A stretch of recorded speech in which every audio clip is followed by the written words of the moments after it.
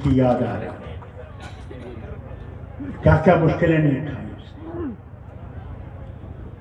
जब हमारे स्पीकर को हटाने जा रहे थे तो भीम सिंह जी मेरी गाड़ी में बैठे हुए थे श्रीनगर में।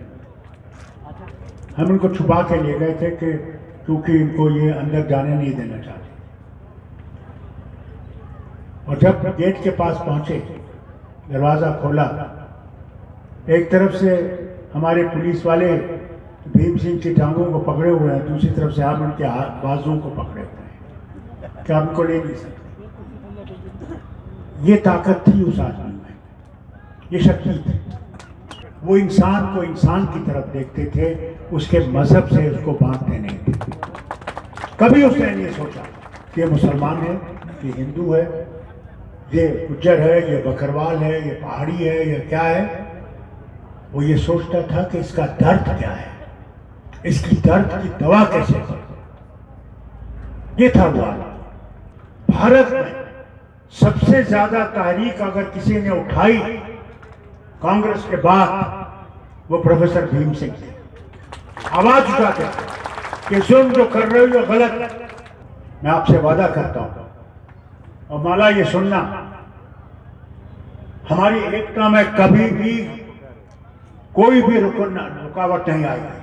हमने जो कदम उठाया है, वो कांग्रेस हो, मैं हूं, हर्षदेव हो, दूसरी जमातें हैं, हमने ये वादा किया है अपने उस खुदा के सामने कि हमने लोगों के लिए जीना है और लोगों के लिए मरना है और इकट्ठे रहकर हमने चलना है।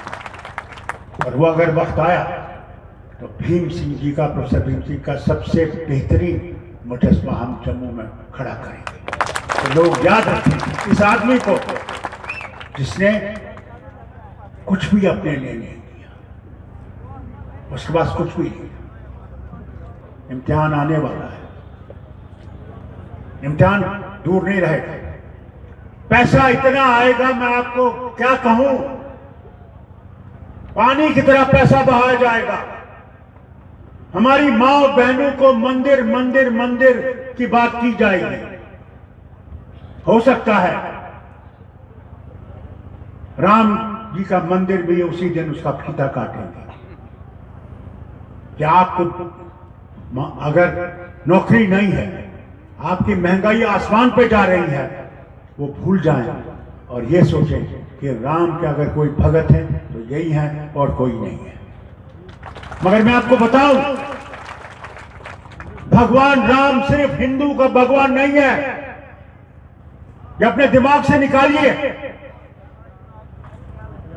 भगवान राम हर एक के भगवान, वो मुसलमान हो, ईसाई हो, क्रिश्चियन, अमेरिकन हो, रूसी हो, जो मानने वाला, जैसे हम कहते हैं, हम अल्लाह को कहते हैं रब्बुल आलमीन, आलमों का रब। वो मुसलमानों का ही रब नहीं है, वो सबका रब है। ये जो आपके सामने आते हैं, हम ये राम के पुजारी हैं, बेवकूफ लोग हैं। ये राम को बेचना चाहते हैं। इन्हें राम से कोई मोहब्बत नहीं है, इन्हें हुकूमत से मोहब्बत है। इसलिए बहनों, मैं आपसे कहना चाहता हूं कि बहनों के पास आप पहुंचती हैं, मर्द नहीं पहुंच सकता। मैं आपसे अपील करता हूं, हर गांव में जाइए, उनसे कहिए कि ये जो नफरत का बीज बो रहे हैं, इस बीज को हमने खत्म करना है। हमारे बच्चों को इम्तिहान के लिए उनने एक ऐसी जमात को लाया, मगर जब बच्चों की ताकत इकट्ठी हुई, इनको फैसला वापस लेना पड़ा। यह है आपकी ताकत, और यह ताकत उस वोट में है। कभी मत भूलो, इस देश में जो लोगों ने कुर्बानियां दी हैं, सारे हिंदुस्तान में, जिन्होंने कभी ये नहीं देखा कि जवाहरलाल जो है वो 15 अगस्त को लाल किले पे झंडा गाड़ेगा हिंदुस्तान का। मगर जब लड़ा उन्होंने, वो हिंदू, मुसलमान, सिख, ईसाई कोई भी, उन्होंने कहा कि हमने अंग्रेजों को बाहर निकालना है। वचन दिया कि प्रभु हम जान देंगे मगर इन अंग्रेजों को निकाल के रखेंगे।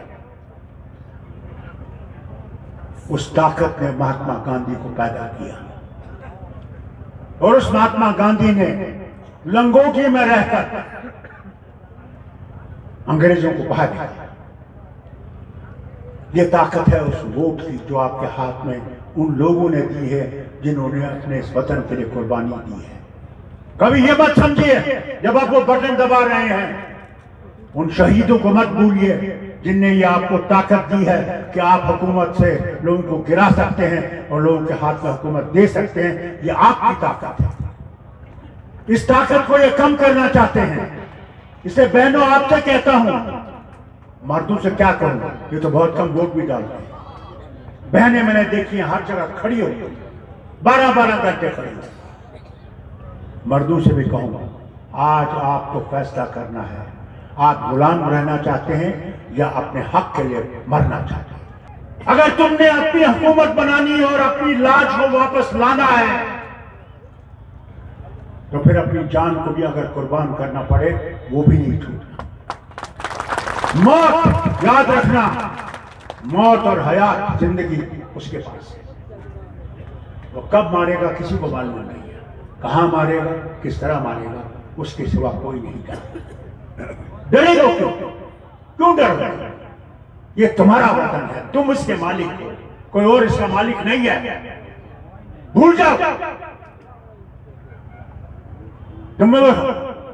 तुम्हें ये ही आजादी हिंदुस्तान की आजादी ने दी। भगत सिंह ने यही तुम्हें दिया हाथ में कि ताकत तुम हो, ताकत कोई और नहीं है। और आज जो आपने फैसला किया, 65 पार्टी को तोड़ने की कोशिश की गई, आज भी कर रहे हैं। ताकत आप है और उस ताकत को मजबूत कीजिए और इस साथी को मेरे इतना मजबूत कीजिए कि तूफान के तूफान आए, आप इसके साथ खड़े हैं।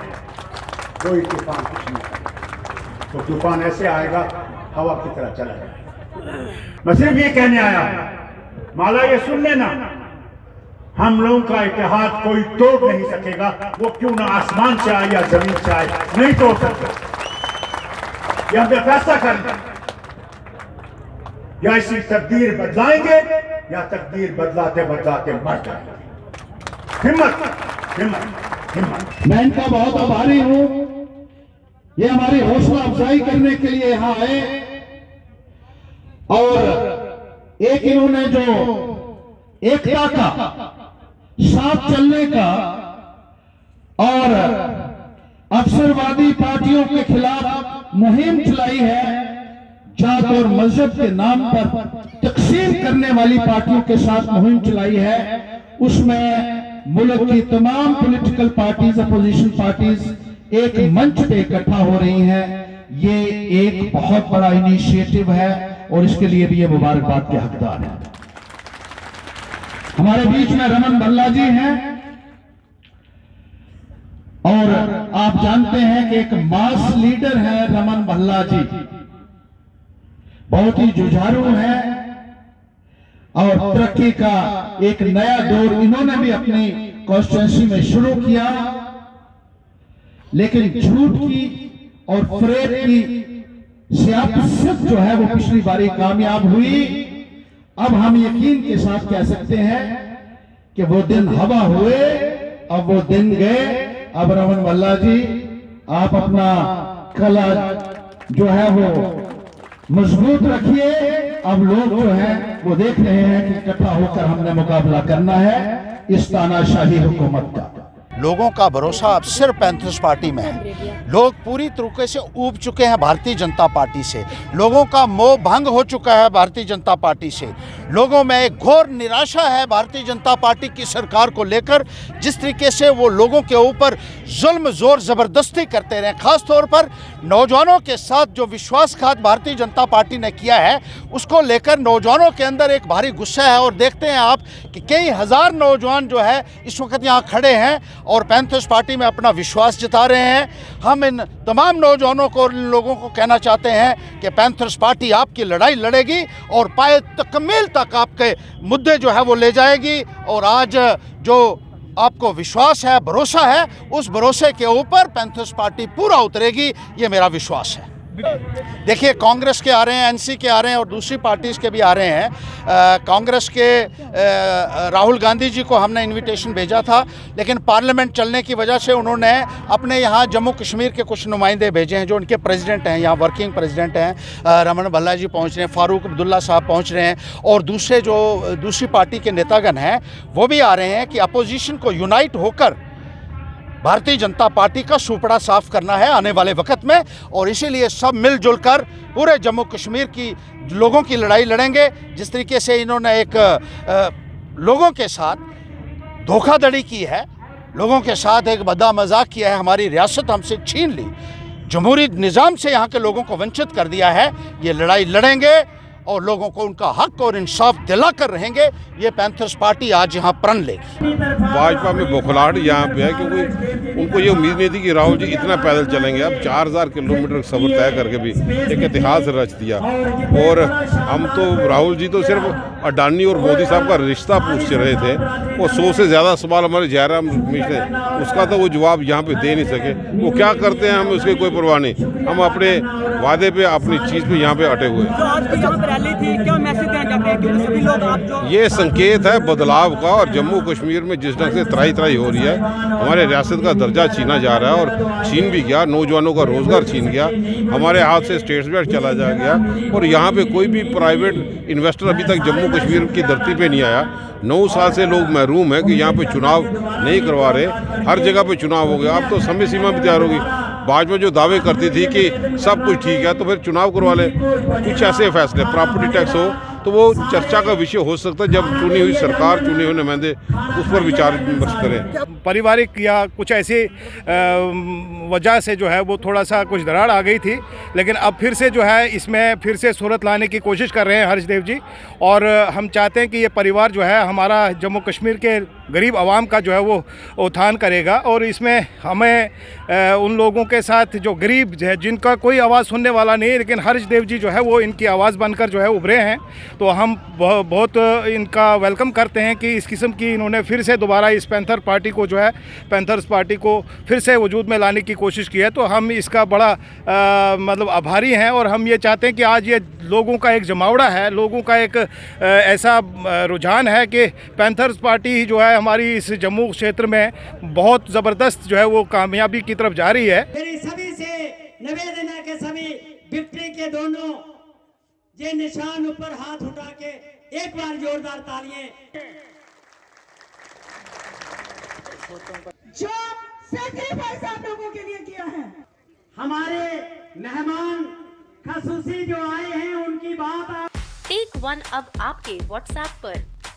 व्हाट्सएप करिए हाय 9728253663 पर।